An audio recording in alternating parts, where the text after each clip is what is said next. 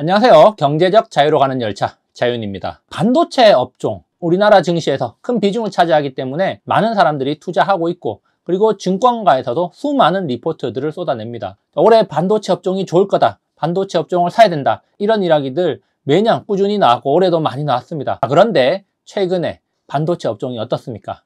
별로 좋지 않죠. 반도체 업종은 항상 좋다고 이야기하던데 왜 지금 반도체 업종이 떨어질까? 속상해 하시는 분들이 많을 것 같습니다. 그렇다면 반도체 업종이 왜 떨어지고 어떤 흐름으로 움직이는지, 어떻게 투자하면 좋은지, 여기에 대해서 오늘 이야기 나눠보도록 하겠습니다. 자, 영상을 보시면서 좋아요 버튼, 구독 버튼 눌러주시면 감사하겠습니다. 반도체 업종, 증권가는 언제나 매수 추천 이야기를 합니다. 그 이유로 반도체 업황이 턴어라운드 됐다, 바닥을 찍었다, 지금이 최악이다, 그렇기 때문에 사야 된다, 이런 이야기 항상 하고 있습니다. 지난 과거를 돌아보면 반도체 업종에 대한 긍정적인 전망은 언제나 나왔습니다. 그리고 8월 22일에도 반도체 소부장주 목표가 줄 상향되었다 하면서 반도체 업종이 오를 거라는 기대감이 있고, 증권가에서는 긍정적으로 바라보면서 매수를 이야기하고 있다는 겁니다. 반도체에 대해서 증권가에서는 줄곧 긍정적인 이야기를 해왔다는 거죠.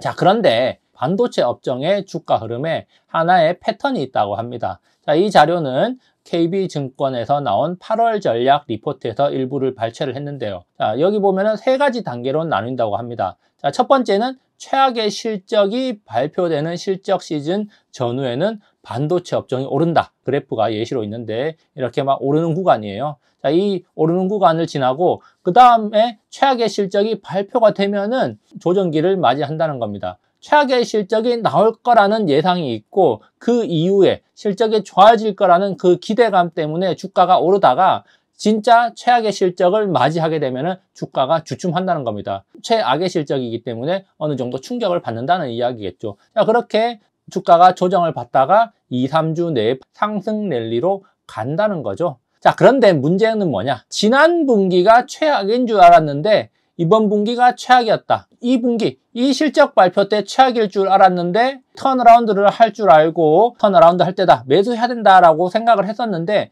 실적을 까보니까 그 다음 분기가 실제로 더 안 좋았다는 거죠. 원래는 이때는 턴어라운드에서 좋아져야 되는데 더 안 좋은 최악이 또 한 번 생겼다는 겁니다. 이제는 다음 분기에는 더 좋아질 거야 라고 이제 기대감이 있었는데 또 막상 까보니까 그 다음 분기가 또 최악이었다는 겁니다. 계속해서 최악이 반복된다는 거죠. 갈수록 최악이 나올 수가 있다는 겁니다. 흔히 이렇게 말하는 거예요. 여기가 바닥인 줄 알고 기다렸더니 알고 보니 지하실이 있더라. 지하실이 끝인 줄 알았는데 지하 2층이 있더라.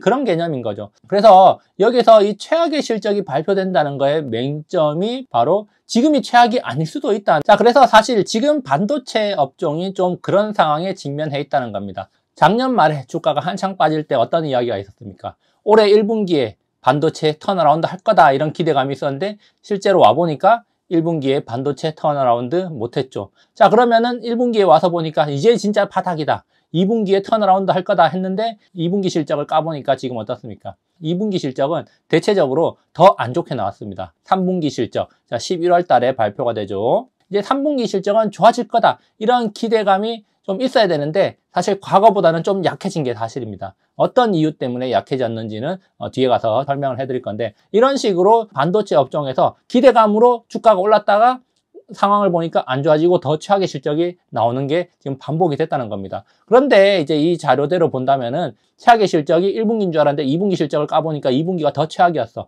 자, 정말 이제 최악이야. 그렇기 때문에 이제는 시장의 턴어라운드를 기대하고 주가가 오를 수도 있다, 이렇게 또 볼 수가 있다는 거죠. 물론 이거의 맹점은 진짜 또 최악이 나온다면 계속해서 무한 반복된다는 게 맹점이긴 하지만 어쨌든 최악의 실적이라고 해서 무조건 나쁜 건 아니구나, 이렇게 또 생각을 해볼 수가 있는 겁니다. 반도체 같은 경우는 어떤 업종에 속하느냐? 경기 민감주에 속하죠. 경제 상황에 민감하게 반응해서 경기가 좋으면 올라가고 경기가 나쁘면 떨어지는 것들을 경기 민감주라고 합니다. 단순하게 생각을 해보면은 호경기, 경기 회복기에는 IT 제품 수요가 증가하고 설비 투자가 증가하기 때문에 반도체 업종한테는 긍정적인 거고, 불경기, 경기 침체기에는 IT 제품의 수요가 감소하고 설비 투자가 감소하기 때문에 반도체 업종에는 부정적이라는 거죠.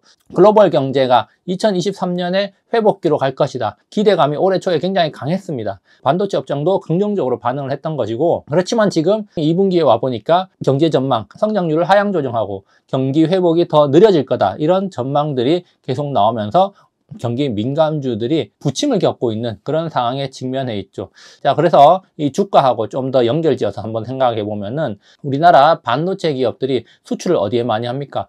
가장 많이 수출하는 것 중에 하나가 중국입니다. 지금 우리나라의 수출 비중이 이제 미국의 비중이 점점 높아지고 중국의 비중은 서서히 낮아진다고 하지만 여전히 중국은 우리나라의 주요 교역국 중 하나고 굉장히 큰 비중을 차지한다는 거죠. 중국에서 수입을 많이 해줘야지 우리나라 기업들의 실적이 좋아지고 우리나라 경제도 좋아진다는 겁니다. 그런데 지금 어떤 상황이 벌어지고 있습니까? 8월도 수출 전선에 먹구름이 꼈다. 8월 중순까지 수출이 16.5% 감소를 했는데 이 16.5% 감소한 것 중에서 큰 비중을 차지하는 게 바로 반도체라는 겁니다. 반도체 같은 경우는 1년 전보다 24%나 줄면서 수출 감소의 주요 품목이었다는 거죠. 그래서 반도체 같은 경우는 월간 기준으로 지난달까지 1년째 계속해서 수출이 감소하고 있다는 겁니다. 지난 1년 동안 수출이 계속해서 줄어든다는 것은 반도체 업황이 계속해서 안 좋아지고 있다는 걸 의미한다, 이렇게 볼 수가 있습니다. 중국 시장에 대한 수출이 굉장히 많이 줄어들었는데 중국에서 지금 어떤 일이 벌어지고 있습니까?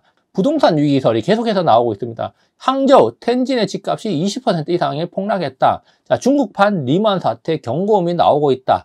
지금 중국 경제가 별로 안 좋아요. 부동산 가격이 지금 폭락하고 있고, 더 큰 문제는 바로 중국에 일자리가 없다는 겁니다. 청년 실업률이 지금 사상 최고치를 뚫고 가고 있어요. 여러 가지 부정적인 이야기 속에서 일본의 잃어버린 30년보다 더한 침체가 찾아올 것이다. 이런 부정적인 이야기까지 나오고 있다는 겁니다. 자, 그만큼 지금 현재 중국의 경제 상황은 좋지 않다. 자, 경기가 좋지 않으면은 스마트폰을 많이 바꿉니까? 안 바꿉니까? 스마트폰을 바꿀 여력이 좋아집니까? 나빠집니까? 나빠지죠. 그러면 스마트폰 2년, 3년 쓸 거를 3년, 4년으로 늘려서 쓴다는 거예요. 노트북 2년만 쓸 거 3년, 4년, 5년 더 그냥 쓴다는 겁니다. 자, 그러면은 뭐가 줄어듭니까? 부품 수요가 줄어드는데 부품의 핵심이 뭡니까? 반도체죠. 반도체 수요가 줄어든다는 겁니다. 디스플레이를 비롯한 각종 부품들이 다 줄어들기 때문에 우리나라 반도체 기업들, 부품 기업들 좋지 않다는 겁니다. 그렇기 때문에 과연 이 중국이 경기 침체에서 빠져나올 수 있을까? 그걸 우리가 생각해 봐야 돼요. 사실 중국 경제가 이렇게 안 좋을 거라는 건 올해 초에 예상하지 못했다는 겁니다. 올해 초에 어떤 이야기들이 많이 나왔었냐? 중국이 경기가 서서히 회복될 거다. 리오프닝 때문에 중국이 좋아져가지고 중국에서 소비가 늘어나고 글로벌 경제에 긍정적일 것이다. 올해 5월까지만 해도 그런 이야기들이 있었습니다. 그런 기대감이 있었어요. 그런데 지금은 어떤 상황으로 돌변했냐?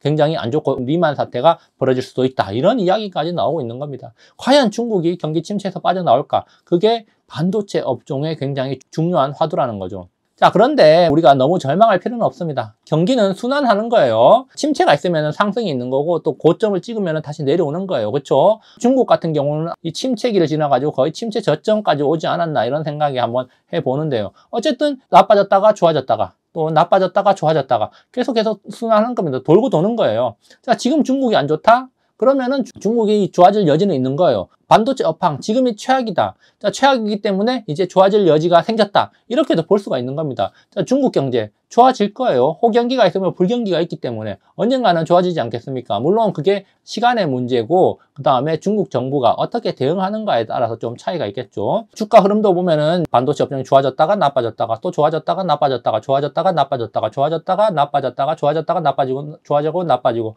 좋아지고 나빠지고 막 계속해서 이렇게 반복을 하는 거예요. 그렇죠? 그러면서 장기적으로 봤을 때는 이렇게 이제 우상향을 하는 건데, 이때 급격하게 이제 우상향을 할 때는 산업의 패러다임의 변화에 영향도 있었다, 이렇게 또 볼 수 있는데, 어쨌든 좋아졌다가 나빠졌다가 하는 겁니다. 그렇죠?